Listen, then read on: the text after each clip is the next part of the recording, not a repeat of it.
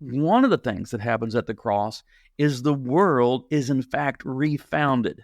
Instead of being organized around an axis of power enforced by violence, inaugurated by Cain, and it's carried all the way through up until the present moment in the gospel story, is when Tiberius Caesar is ruling the world, and Pontius Pilate is an extension of that. Christ refounds the world around an axis of love expressed in forgiveness.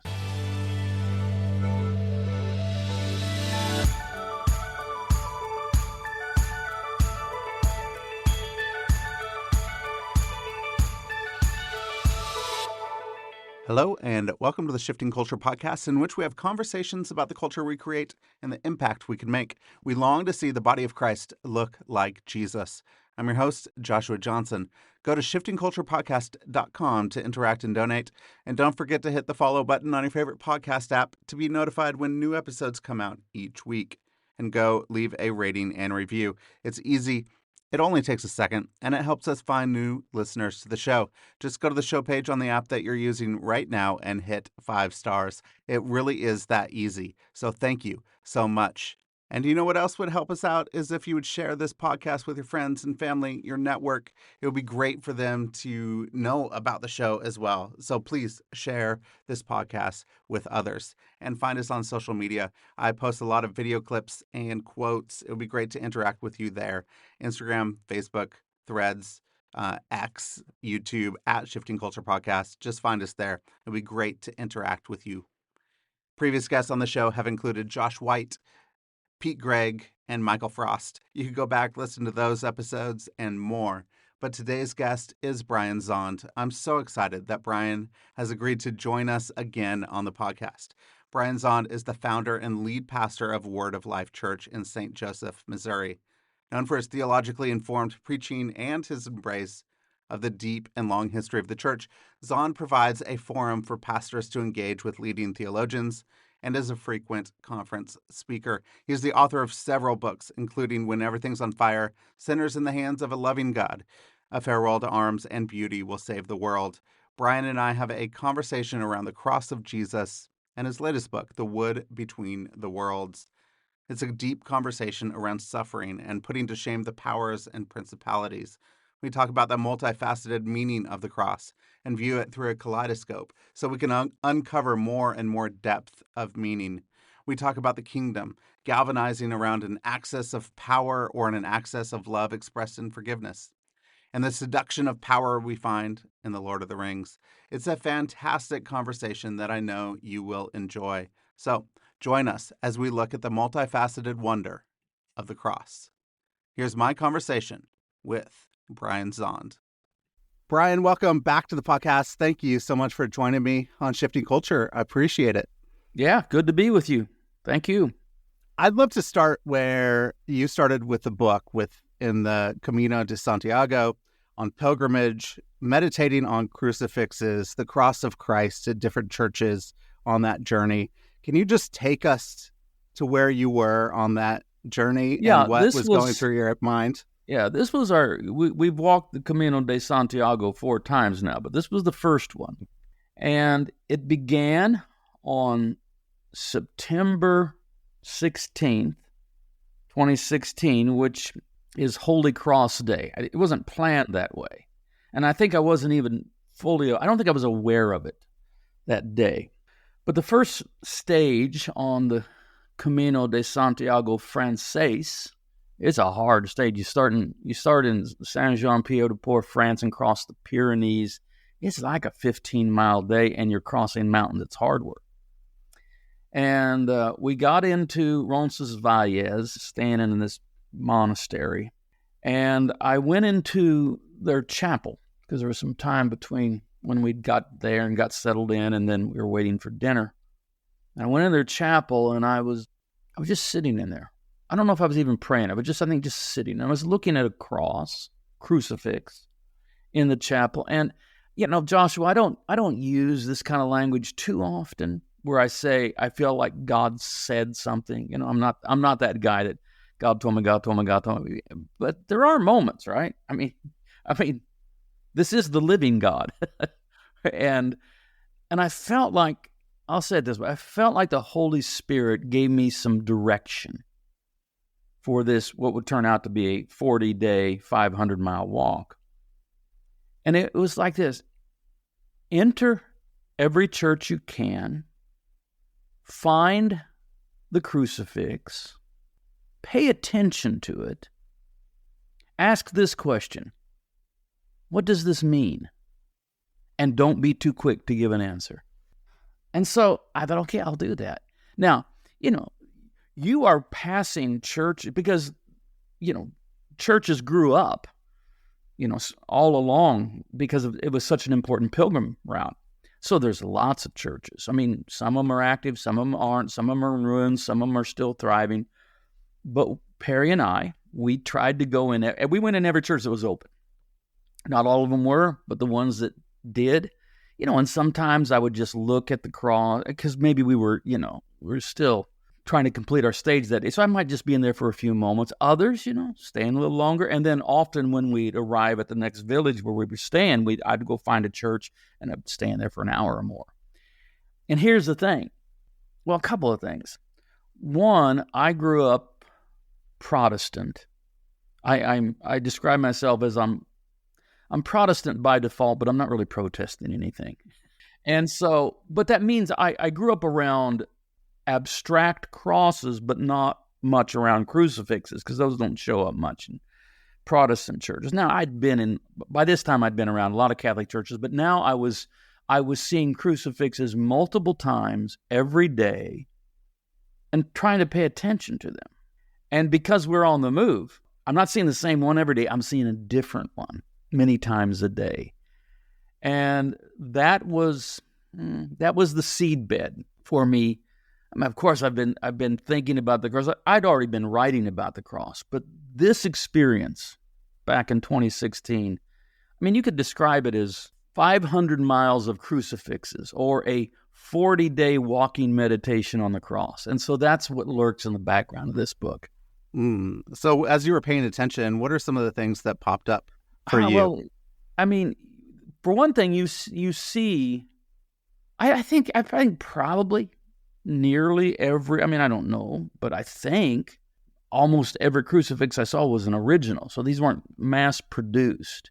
And so there are all kinds of different ones. Sometimes you would see a regal Christ with not a crown of thorns, but a royal crown. And almost not so much on the cross as in front of the cross, and wearing a robe. This is the earliest Byzantine style. So you'd see that, and that communicates, the cross is in fact his throne. But then you would see others that were filled with pathos, and some that really accentuated the suffering. Some are, in my opinion, artistically are better done than others. But then there is this aspect of, if you just pause for a moment and think about it, isn't this the most depicted image in the history of world art? Has anything been depicted, a specific scene, has anything been depicted more than the crucifixion of Jesus Christ? And we can become sort of, crucifix, I've seen a million of them. But wait, hold on. Isn't this, no matter what you believe, religiously, theologically, isn't this just interesting anthropologically? That in human culture, the most depicted image is that of a naked man nailed to a tree. That's got to mean something. I think it once again should scandalize us. It should shock us. The cross is very shocking. Can be grotesque, full of suffering, difficult anguish. How in the world can a God come incarnate with us and die in a way like this? Working with Muslims for many years, they love Jesus. They're like, his teachings are great, but he didn't die on the cross. Like, there's no way. No. It's so shameful. There's no way he could have done it. He would have been. That's the scandal of the cross. Out. Yeah. So why? How does it reveal the nature and the character of God, the scandalous cross? Well, there's so much to be said here. And it's such a vast, I don't know where to start. I'll say this. One of the most potent challenges to the validity of Christian faith is the problem of pain, the problem of suffering, the problem that innocent people suffer greatly. And so the question is, how can a good, wise, powerful God, a loving God, allow such gratuitous suffering, especially of innocent people? The attempt to answer that question is what we call theodicy. And, I think you eventually have to evoke some aspects of free will in certain things. But I think if we have anything like a theodicy in the Christian faith, one aspect of it is this, that in the cross we see that for whatever reason there is suffering in the world, God in Christ has not exempted himself from it, but he shares it fully with us. No one can accuse God of saying, you allow innocent people to suffer, but you stand aloof. No, he was nailed to a cross. He was crucified. He is the crucified God, to use the language of Ergon Moltmann. And so here's the whole point of my book. I essentially give 19 chapters on a poem, kind of a long poem at the end, about different ways that I use. It's like looking at the cross through a kaleidoscope. It's a kaleidoscopic meditation upon the cross, where how a kaleidoscope works. With each turn, you get different images, different geometric designs, different colors. And so one of the things I'm really pushing back, and I think one of the worst things we've done, is try to reduce the cross to one meaning. Oh, the cross means this. All right, next question, please. And no. And so I'm making my contribution. Here's 19 things that I see the cross saying, 20 if you count this last one, the poem. We can't ever quite be done with the cross. As you're looking through the kaleidoscope and you're seeing the different facets and aspects of the cross, mm-hmm. When you were starting to pay attention to those different aspects, was walking through this book for you, you've done a lot of different work with, God is a loving God. We have nonviolence and correct. The subversive power of what the cross is. But was there anything surprising to you that you came up with, like, oh, that was a new take for me? Yeah, I have a chapter on Mary at the cross, which surprised even me. I didn't plan when I first outlined the book. I didn't have that chapter as a idea, and then I actually had a dream where I was writing that chapter. I dreamt that I was writing a chapter on Mary at the foot of the cross. Now, part of this, I'm sure, is influenced by the fact that I've spent so much time in Spain and Portugal. We were just there. I spent the whole month of October this past year in Spain and Portugal. So we go there a lot, and we're pilgrims these days. Perry and I, we like these long pilgrim walks, and so you see a lot of this kind of image in these places. So that was surprising to me that I had that in there. But also and we were talking before we started recording, that the book itself, which I actually don't have a copy of yet, but I hope to have one like soon, have the advanced reader copy like you have. But the actual hardback edition has 16 photos in it, or what they are is they're images of artwork. About half of them are my own, pictures I've taken of crucifixes, and the others are maybe public domain that I could get. There's one that I had to get permission. Ivanka Demchuk, she's a Ukrainian iconographer in Lviv, and she graciously granted me permission to use one of her icons. But so I would say part of what's different here is I'm working pretty strong with image, not just with the text of the Bible and abstract theological thought, but I'm really wanting to employ image. I want you to, that language of Paul where he says, before whose eyes Christ was publicly portrayed as crucified. I'm inviting people to look. As we're recording this, I've got a Russian Orthodox cross icon that I got in Bethlehem many years ago. And I'm at my writing desk. Yes, I also Zoom from here, but this is my writing desk. And every book I've written has been written with this cross icon, because I want the cross to preside over my writing. And so I'm always looking at it. And so I would say that was surprising how much I leaned into actually image. So what does image do? What does art and beauty do for us to draw us into what the cross is and the cross means? Here's the thing. Like, if you look at this, I would expect most people, if they look at this very long, they go, oh, that's beautiful. That word will come up, beautiful. And it is. Yeah, it is beautiful.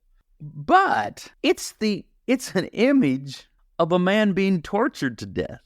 So just pause here. I mean, whether it's in churches, cathedrals, the great art museums of the world.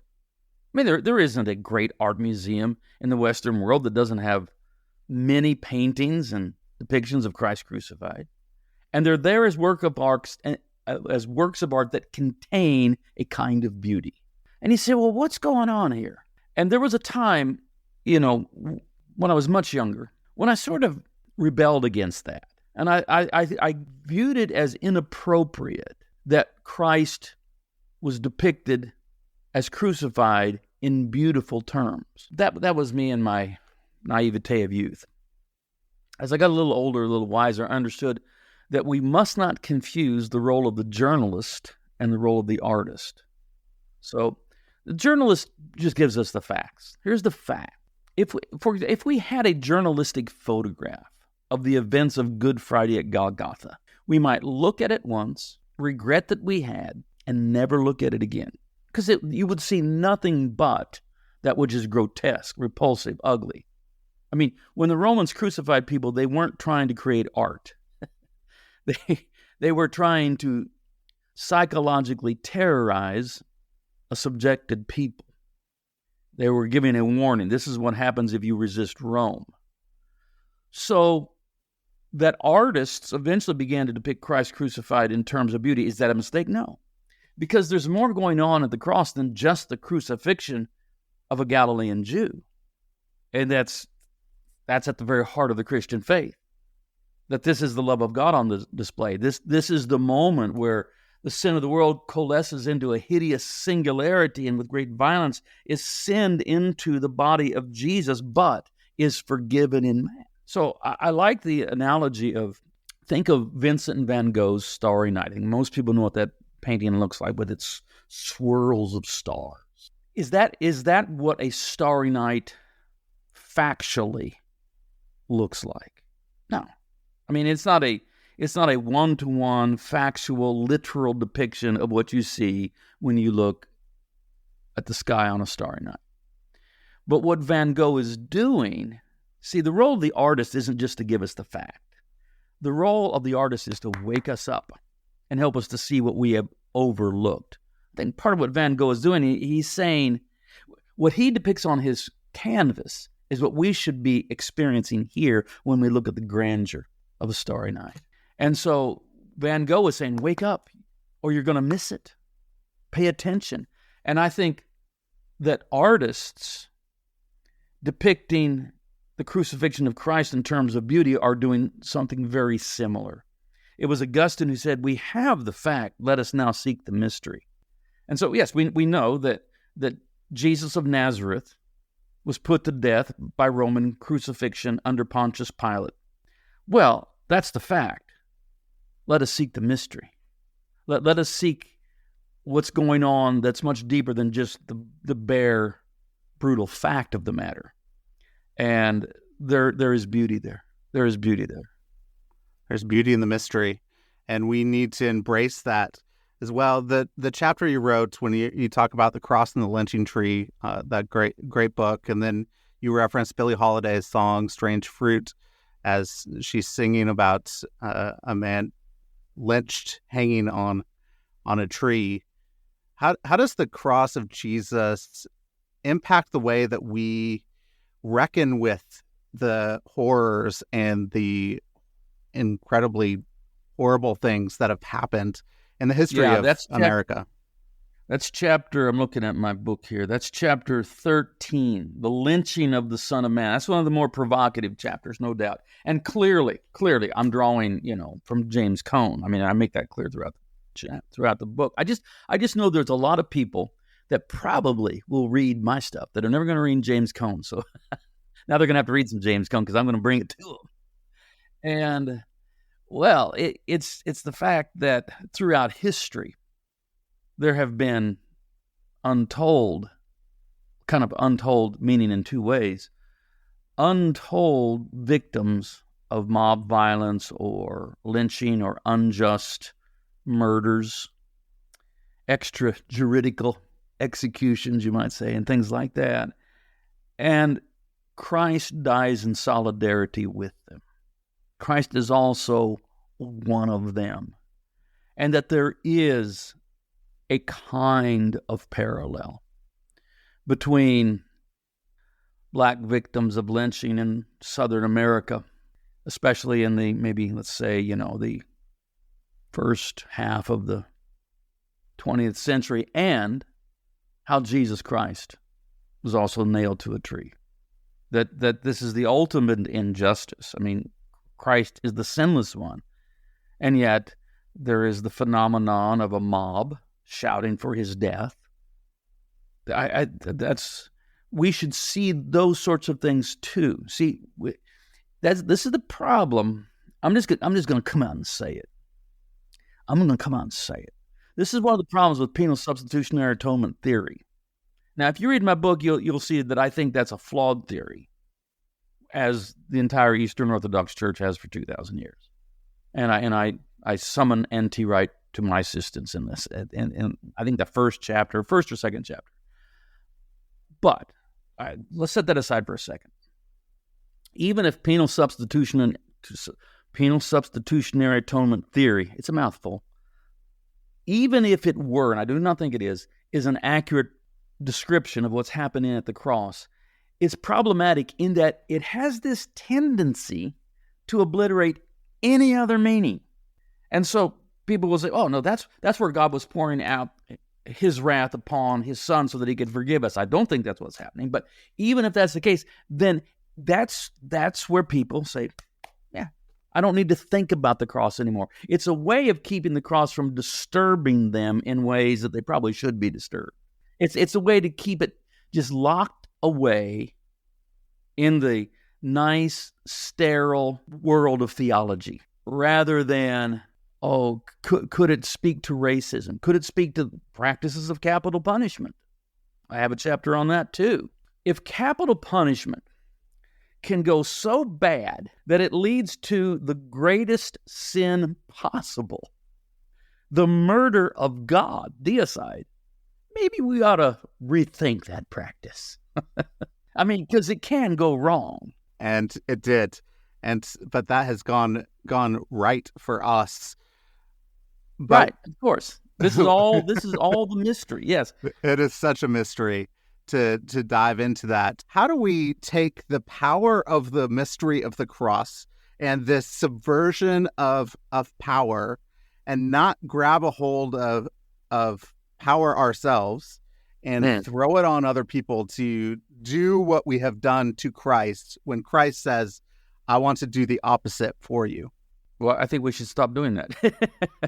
Well, one of the things that the cross does in such a powerful way is bring a critique of the principalities and powers. There's that interesting text in the book of Colossians where Paul is talking about the cross, and he says that the cross put the principalities and powers to shame, that it stripped them and put them to shame. Now, this is interesting. One of the things we know is that crucified victims were crucified naked. This is part of the insult. The point of crucifixion is not just to execute a human being. There's a lot more efficient ways to execute someone. The point of crucifixion, from the Roman Empire point of view, is to terrorize the populace. Part of crucifixion was the shame of it. In fact, the very word crucifixion, while it was practiced, was a word that people avoided, and they looked for euphemisms because it was so horror-inducing. And part of the horror is the shame of being crucified naked, to the extent that we basically can't bear that even now, except maybe in some really deliberately provocative modern art, virtually never depicted as actually entirely naked, because that's just too much to bear. But what Paul says is no, it was not Christ who was put to shame. It was the principalities and powers who were behind the crucifixion. So you have King Herod, you have Pontius Pilate, you have Joseph Caiaphas, and his wealth and political power and religious authority, and they pretend that we have the right to rule because we are wise and just. And the cross strips that pretense away from them and parades them naked through the streets and says, you are neither wise nor just. You're merely ambitious for power. And the cross turns that on them. All forms of violent power to dominate, are called into question through the cross. If we can bear to stand in the light of the cross and allow that kind of truth to emanate from the cross as it challenges power. I talk about that in several chapters, including the chapters. One of my favorite to write was the chapter entitled "One Ring to Rule Them All." You can tell where I'm drawing that from. Yeah, but, I was excited. We need to talk about Lord of the Rings. That's great. Yeah, the cross is it is, in one sense, it is the crack of Mount Doom, where the ring of power, that is power to dominate others, is destroyed. So what does it look like for us then to interact with the powers and principalities that have been put to shame in the cross? How do we get the light of cross, the truth of the cross and Jesus into us so that we can engage powers and principalities in the world and have them put to shame while we interact with other people? Well, we're going to have to stop. When we say we, I assume you mean those of us who confess Christ, the baptized Yes. church. Yeah. And we're going to have to stop, I'll continue with this metaphor a little bit longer, pursuing the ring of power. And because if we do that, I mean, Tolkien is writing a Christian story. And he says that in private correspondence. Says, I'm writing a Christian story here. He's not like Lewis. It isn't a direct allegory. He doesn't do that. But it is a Christian story. And part of the Christian story is how corrupting worldly power is, and how God himself eschews that power. And God comes among us not as we would expect, as, a mighty regal and riding a war horse and that sort of thing. But he comes among us and joins us in our vulnerability and actually overthrows the kingdom of darkness through death, not through killing. And then in Tolkien's story, the recurring theme is no one can bear the ring very long without being corrupted by it. And in fact, the most powerful people won't even touch it if they're wise. Gandalf won't even touch it. Aragorn won't touch it. Galadriel won't touch it. The only ones that can bear it are the more humble, the hobbits. And even then, Frodo couldn't willingly relinquish it. The only person that ever really gives it up willingly is Samwise Gamgee, he's the gardener. He's the humblest of the humble. And he was able to relinquish it. Well, that's speaking to us about the nature of power. And as long as the church is fascinated by political power, and we reach for the sword of Caesar rather than what Christ calls us to take up the cross, which again is one of those phrases that is not as shocking as it should be to us, because we've heard it for so long, and we've got 2,000 years of history, and we immediately just think of that in terms of religion. You understand what that when Jesus first said, if anyone wants to become my disciple, let him take up his cross. That would be, I don't know how you ever build a movement around that. Take up your electric chair, take up your gallows, take up your lethal injection table, and follow me, because most likely we're going to be marching to our own death. But that's the kind of presence we're called to enact in the world. Now, look, I know the vast majority of the baptized are not going to be called upon to become martyrs, literally. And yet it's always on the table. And one of the things I find so shocking is that in American Christianity, martyrdom is almost looked upon as shameful. Whereas the early church, you had pastors in the early church, this is the pre-Constantine church, that occasionally had to say, now don't just go out and look for an excuse to get martyred. You shouldn't do that. Because the martyrs were held in such esteem.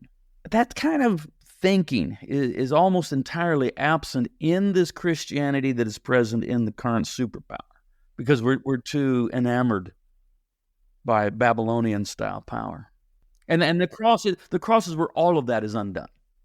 If we can sit with the cross long enough, opening our soul to it, being honest, that the cross itself will eventually begin to undo all of that kind of thinking, that imperial thinking. I hope it does. I hope it undoes it sooner rather than later, as soon as possible. Man, I'm with you, brother. We need to get it done. So then I want to jump back a little bit to Samwise Gamgee and say, how does he resist then the power of the ring, this humble gardener? How does he resist it? So if those of you that kind of are familiar, you'll remember that when Frodo nearly perishes with his encounter with Shelob, that Sam ends up with the ring. And there was a brief moment where he was tempted. And he kind of had a fleeting vision of him becoming, Samwise the Strong. And he kind of, so the ring tried to work on him, but here's how he was able to resist. And this is from Lord of the Rings. In that hour of trial, it was the love of his master that helped him most to hold firm. But also deep down in him lived still unconquered his plain hobbit sins. He knew in the core of his heart that he was not large enough to bear such a burden, even if such visions were not a mere cheat to betray him. The one small garden of a free gardener was all his need and due, not a garden swollen to a realm, his own hands to use, not the hands of others to command. So if now to take it from the Lord of the Rings and then bring it to the church, I would say that it would behoove us to be much more modest in our aspirations. And I think it would serve us well to just set aside all of this change the world rhetoric. We're going to change the world. Let's change the world. Let's be world changers. Let's change the world. Because when we talk like that, eventually the ring of power becomes too seductive. And by ring of power, I mean the sword of Caesar. I mean the power of political coercion, where we can pass the right laws and we can get enough elephants or donkeys, into the Congress and we'll change. No. Our task is not to change the world. It's Jesus who's the Savior of the world, not us. Our task is not to change the world. Our task is to simply be that part of the world already changed by Christ. Now, if somebody says, well, that's how you change the world, I'll say, shh, because you can't think about that too directly. You sort of just, okay, maybe. Gandalf explains, he says, look, I could take the ring and the ring would first come to me out of a desire to do good, but in the end it would corrupt me. And we could say, okay, we need power to change the world. And we could say, and here's all the good things we want to accomplish. We'll build a Christian nation through the apparatus of political power, and we'll do all this good, but in the end it will corrupt us every time. Because Christ reigns from the cross, not from an imperial throne in Rome or Washington. So I just think if we could just humble ourselves and say, and it would take a lot of pressure off us. It's not our job to change the world. If the world's going to be changed and saved, that's up to Christ.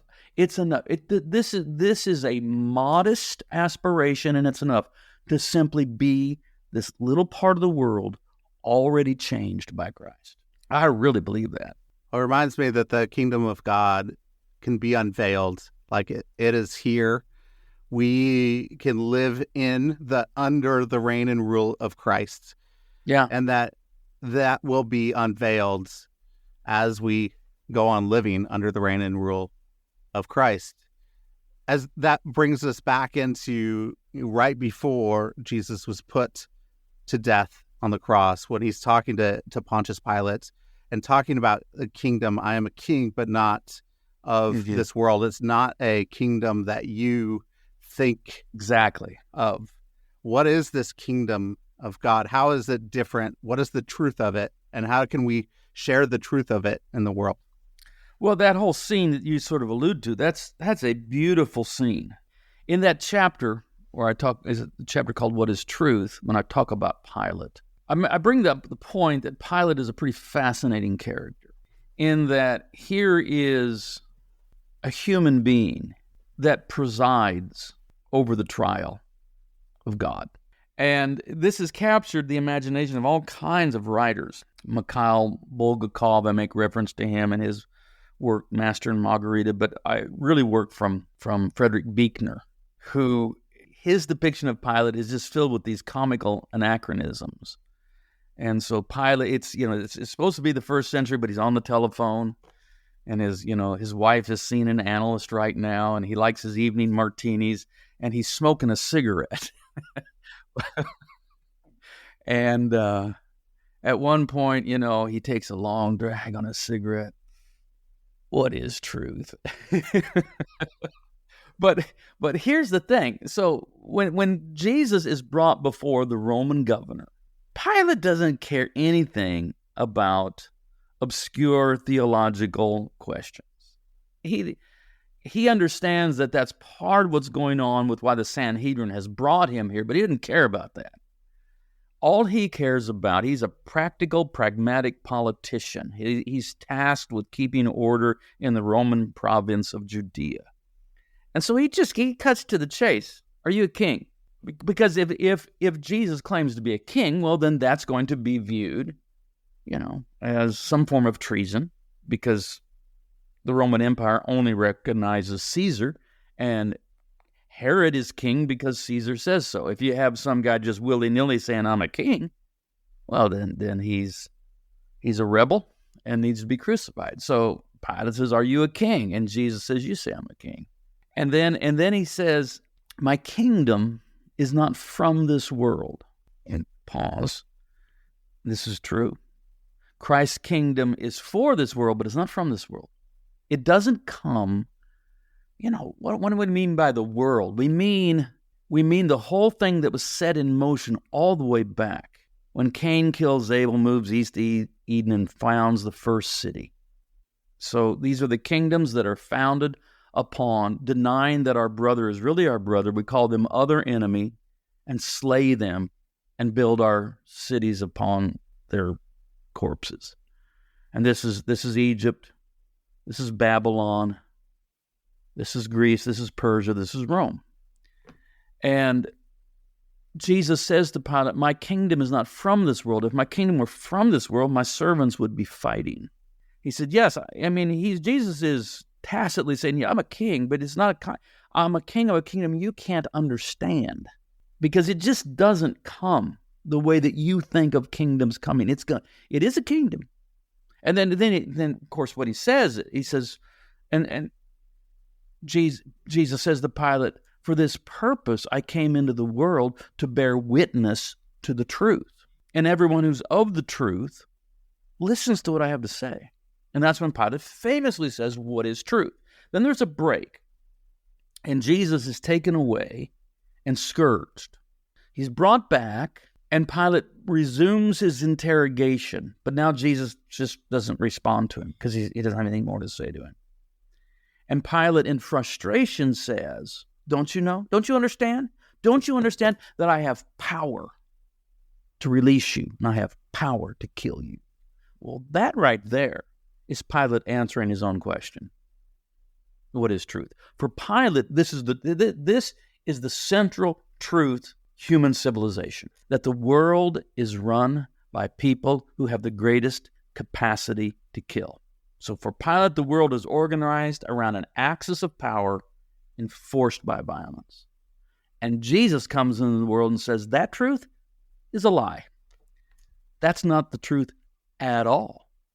So in part, because I completely resist saying the cross is this and that's it. No. One of the things that happens at the cross is the world is in fact refounded. Instead of being organized around an axis of power enforced by violence, inaugurated by Cain, and it's carried all the way through up until the present moment in the gospel story, is when Tiberius Caesar is ruling the world and Pontius Pilate is an extension of that. Christ refounds the world around an axis of love expressed in forgiveness. So the church has to decide, do we want to be organized around an axis of power enforced by violence? As we pursue political power, that's what we're actually agreeing with Pilate. Or worse yet, I can take it a little further, because Pilate's just a pagan Roman governor. You have Caiaphas, who is the high priest, and should know better. He should know better. And there's that blood-chilling moment because Pilate doesn't like Caiaphas. He doesn't like him at all. He doesn't like being in Judea. He doesn't like any of this assignment, but he's got to do it. And at this point, he probably already knows that he's going to have to sign off on crucifying this prophet from Galilee. But he's egging on Caiaphas. Oh, you want me to crucify your king? He knows good and well that Caiaphas doesn't believe that Jesus of Nazareth is the Messiah. But he's egging him on. He says, "Oh, you want me to crucify your king, do you? You sure? He's your king, you know. You want me to crucify your king?" Because they have animosity. And that's when Caiaphas, this is just shocking. There's this moment where he takes off the mask and he says, "We have no king but Caesar." It's like saying this, look, you're a Roman governor, I'm a high priest, but we all know the truth that the real power is in Rome with Caesar. This is how I gain proximity to it. This is how I play the game. This is the mask I wear. But let's just be clear. We're both on the same page. We know how it works. We have no king but Caesar. When the church convinces itself that it must have political power to establish the will of God and the kingdom of God and the reign of God on earth, the church is essentially saying, we have no king but Caesar. We don't really believe there's power in the cross. We don't really believe there's power in resurrection. What we believe is that there's power in the sword. There's power in coercive government. There's power in imperial might. The real power is the legions of Rome or the military of the United States. See, yeah, you got me all worked up here, Joshua. You should be worked up. We do not need to revolve around the axis of power like that. We need to revolve around the axis of love as we see forgiveness in this world. Once we do that, there is, as you said, the powers and principalities are put to shame. And that the power is put to shame in the cross of Jesus. What's one hope that you have for your readers as they're engaging in the theopoetic mystery of the cross? Well, I suppose the one hope, if I had one hope, is that they would begin to view the cross and say, it's not one thing. There are so many ways that the cross saves, that the cross reveals, that the cross shames, that the cross becomes the primary interpretive lens for all of Scripture and for just actually all of life. It's where we discover who God really is. That being disguised under the disfigurement of an ugly crucifixion of death, Christ crucified is paradoxically the clearest revelation of who God is. I think that's what I would want. Yeah, you almost made me cry. Like it is. I mean, it should. You should be brought to tears. Yeah, this is who God is. It is the most unreal, unbelievable, incredible thing that God would suffer and die and identify with the suffering of the world as in Jesus. It's incredible. A couple of questions here. And one, I would say, last time you were on, I asked you for something you've been reading or watching that you could recommend. I want to go into something you've been listening. Talk about some music. Anything, any music that you could recommend for us? Well, I'm a big Dylan fan, and which is kind of like an understatement. That's like one of my real bodies of knowledge.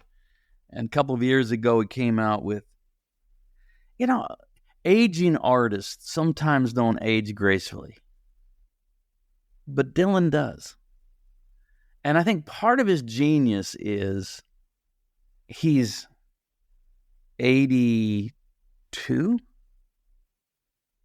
and he's trying to be 82. He's not trying to be 22. He came out with this album, Rough and Rowdy Ways. It's really good. But then he released last year a kind of reworking of his earlier music. This is mostly music from the 60s, like, Blonde on Blonde, Highway 61 Revisited, things like that. It's called Shadow Kingdom, but done as the old man that he is. And the song, for example, Queen Jane, Approximately. If you listen to it off the 1966 Blonde on Blonde album, it's almost a taunt. He's talking to this woman and he says, all right, when you've had enough, you can come to me. And now he doesn't change any of the lyrics, but just the delivery is, it's when it's too much, you can come to me. And it hasn't changed a single word, but the delivery is now one. It's not the taunt of a young, cocky 24-year-old. It's the gentle compassion of a man that's been through it all. And so I think those are worth exploring. But people then think I'm just kind of a folky. One of my favorite albums last year was Metallica's 72 Seasons. This is Metallica. 72 seasons. This is a way of saying 18 years. 72. Oh, that's 18 years. And it's James Hetfield, frontman for Metallica, looking at just surviving those that were for him and for many people can be, those teen years, from whenever coming into adolescence through about 18, it can be a rough ride. And he's looking back on that. And what's interesting is I think every single song is, I think it's good music. Now, if you don't like thrash metal, you're not going to like it. But lyrically, it's like, I also see someone that, okay, approaching 60, maybe he is 60, I'm not quite sure, has a much more tender outlook on life. And the anger seems gone. And there's a song on there. I thought, well, I won't like this song. There was a song on it called Screaming Suicide. And I thought, well, this will be a terrible song. No, it's actually not. It's actually talking about, it's a nice little sermon saying, how to turn away from that voice and how to eventually silence that voice that says, you should just end it. And it's actually, I find it remarkable that, they've survived and they actually, they're kind of like filling the role of someone like U2 right now. But actually, it's a very positive album. And I think that's a beautiful thing to see as well. Plus, if you like to rock hard, you can rock hard. You could rock hard with Metallica. You could be a little gentle and folksy with Bob Dylan. So those are great recommendations. Thanks, Brian. How can people connect with you? Go out, get your book, Wood Between the Worlds. What does that look like? Where would you like to point people to? Here's what you do whatever you want, but my name is unusual. As far as I know, I'm the only Brian Zahnd in the world. And so you can Google me and you'll find that, I'm fairly active on social media. We call it X now. Yeah, it's not the same. Instagram, trying to do this Threads thing. I don't know if that's going to work or not. Facebook a little bit, I'm there. And, you can find all my stuff on Amazon. If you Google me, you'll also find the cranks out there, doing their YouTubes telling you that I'm a heretic, but that's life on the on the rough and wild internet. It is. That is life, but that's all right. So again, just as Metallica is telling you, silence those voices of the dissenters. Follow Jesus. Follow the axis of love, the way of forgiveness, the wonderful, incredible, grotesque, shameful cross that brings us the love of God that reveals who God truly is. And if we follow that, we pick up our own cross, which is also grotesque. It's like picking up, as you said, the electric chair or the gallows, and say, let's follow Jesus unto death as disciples of him. But thank you, Brian, for this conversation. Thank you. It was really, really good. And I really pray that a lot of people really see the different facets and aspects of the cross, and that we continually get the meaning of what it looks like, and that we could continually be confronted with what the cross truly is, and we don't sanitize it just so we don't have to encounter it. So I just pray that Jesus encounters us all through this. So thank you, Brian. Great. Thank you.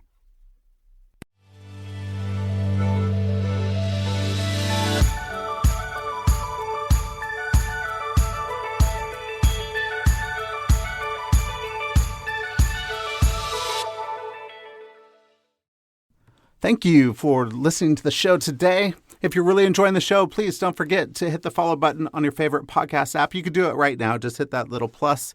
And then I would love it if you would leave a rating and review on Apple Podcasts. So you could go right now to the show and leave a star rating and review, and let us know how you are enjoying the show. And find us on Facebook and Instagram. So if you want to connect, interact, I post a lot of quotes and different things that you could actually interact with the episodes, and let me know how you are enjoying the show. If you feel inclined to donate, there is a support the show link in the show notes, and it would send you directly to a page where you could donate so that new episodes can be produced for your enjoyment. So thank you so much for listening, and I hope you have an incredible week.